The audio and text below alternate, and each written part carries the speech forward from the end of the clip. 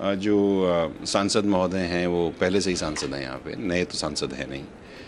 और विधुरी जी पहले भी आए हुए हैं राजस्थान में, उन्होंने देखा है पूरा राजस्थान, कवर किया है फ्रॉम अ प्रभारी पॉइंट ऑफ व्यू। विरोध नहीं है, ये बेसिकली डिस्कशंस हैं और ये सॉर्ट आउट हो जाएंगे। मेरे को तो कोई विरोध इसमें कोई बड़ा दिखता नहीं है। हर घर में कभी कभी कुछ हो जाता है तो हो जाएगा सॉर्ट आउट, कोई बहुत बड़ी बात नहीं है। जब होगा तब देखेंगे। और मुझे तो लगता नहीं कोई इतना कोई लंबा कोई चौड़ा कोई इशू है नहीं, बिकॉज प्रत्याशियों की बात नहीं है, लोग कहाँ वोट करते हैं, किस चीज़ में बिलीव करते हैं। है ना, 2/3 बहुमत से भारतीय जनता पार्टी राजस्थान में सरकार बनाएगी। अपने क्षेत्र में अपनी जीत की कितनी उम्मीद मान रहे हैं उसको लेकर? भारी बहुमत से सरकार बनेगी साहब, ये तो सोचने वाली बात ही नहीं है। भाजपा ने हाल ही में विधानसभा चुनाव को लेकर अपनी पहली सूची जारी की। पहली सूची के अंदर देवली उनियारा विधानसभा क्षेत्र से विजय बैंसला को प्रत्याशी बनाया गया।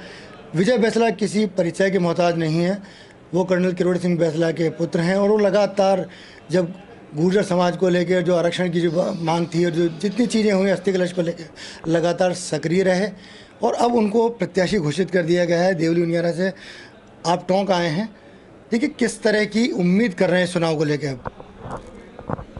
इस चुनाव में भारतीय जनता पार्टी 2/3 बहुमत से सरकार बनाएगी, इसके अलावा कोई और बात है ही नहीं। और हम बहुत खुश हैं इस बात से कि इस रण की इस जीत में हम भागीदारी रखें। ये कई बार एक भी सीट गुर्जर समाज का विधायक जो थे वो भाजपा के लिए नहीं जीत सके, अब आपको भाजपा से टिकट दिया गया है, तो ये जो पूरी थी कि आप भी टिकट मांग रहे थे कि इतनी सीटों पर हमको गुर्जर समाज को प्रतिनिधित्व मिलना चाहिए, उसको लेके क्या गणित कह रही है आपकी सर? अच्छी बात है, मैंने कहा ना 2/3 बहुमत से जब जीतेगी भारतीय जनता पार्टी और जब सरकार बनेगी तो इन सब सीटों का उसमें कार्य होगा। तो कितनी और जब भी भाजपा की सूची और जारी होनी है तो कितने और सीटों पर लगता है कि गुर्जर भी और प्रत्याशी भाजपा को उतारने चाहिए? अभी देखते हैं भाई साहब, जैसे जैसे आती जाएगी। और केवल गुर्जरों की बात नहीं है, अगर आप ये देखिए तो जो भी लिस्ट आ रही हैं ये सर समाज की लिस्ट हैं और ये बड़ी अच्छी बात है। It's a very positive thing in the future, so let's look at it. देखिए आपको प्रत्याशी बनाया गया देवली उनियारा से। कर्नल साहब यहाँ से 2009 के अंदर लोकसभा का चुनाव लड़े, बहुत मामूली अंतर से उनको पराजय मिली, तो वो जो उनका जो राजनीतिक अनुभव था, जो उनका जातिगत अनुभव था, जो समाज का अनुभव था और जो उन्होंने सोशल वर्क किया, उसका चुनाव में कितना फ़ायदा मिलना है आपको? जो चीज़ें हमने उस इलेक्शन में सीखी उसका इम्प्लीमेंटेशन तो इस इलेक्शन में होगा ही होगा। और बहुत इंटरेस्टिंग चुनाव होने वाला है, बहुत ही अच्छा चुनाव होने वाला है और एक सब लोग एक विश्वास के साथ प्रोग्रेस में और पॉजिटिविटी में वोट करेंगे। That is the way I look at it. देखिए यहाँ टोंक को देखा जाए तो सचिन पायलट की वजह से एक बहुत बड़ी पहचान मिली हुई है, उनको गुर्जर समाज बहुत सपोर्ट करता रहा है। यहाँ पर भाजपा ने रमेश विधुड़ी जी को प्रभारी बनाया, जबकि यह सांसद ऑलरेडी जोनापुरिया जी थे जो गुर्जर समाज चाहते हैं।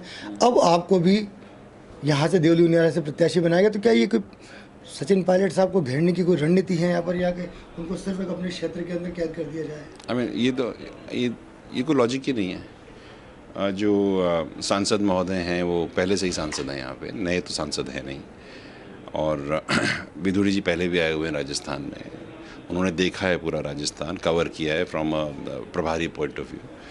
और नया इसमें इंटरेक्शन केवल मेरा है और मैं तो देवली उनियारा से इलेक्शन लड़ रहा हूँ साहब, उससे कुछ फ़र्क नहीं पड़ने वाला।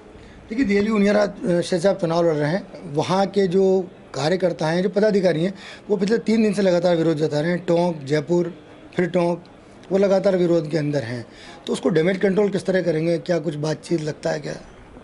देखिए विरोध नहीं है, ये बेसिकली डिस्कशंस हैं और ये सॉर्ट आउट हो जाएंगे। मेरे को तो कोई विरोध इसमें कोई बड़ा दिखता नहीं है। हर घर में कभी कभी कुछ हो जाता है तो हो जाएगा सॉर्ट आउट, कोई बहुत बड़ी बात नहीं है। देखिए अभी हालांकि कांग्रेस ने अपना प्रत्याशी घोषित नहीं किया है, कुछ निर्दलीय भी ताल ठोक सकते हैं इस चुनाव के अंदर आपके विरुद्ध, या हम कहें कांग्रेस के विरुद्ध, तो ये रणनीति क्या रहेगी? उस समीकरण से कैसे पार पाएंगे आखिर? जब होगा तब देखेंगे।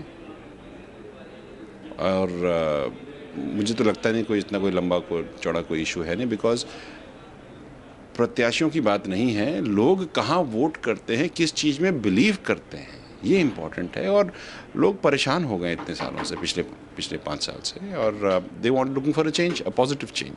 आई think that is what is going to happen. तो इस चुनाव को लेकर क्या उम्मीद कर रहे हैं? क्या भाजपा के पक्ष में रहेगा या क्या रहेगा पूरा? मैंने बताया ना, 2/3 बहुमत से भारतीय जनता पार्टी राजस्थान में सरकार बनाएगी। अपने क्षेत्र में अपनी जीत की कितनी उम्मीद मान रहे हैं उसको लेकर? तो भारी बहुमत से सरकार बनेगी साहब, ये तो सोचने वाली बात ही नहीं है।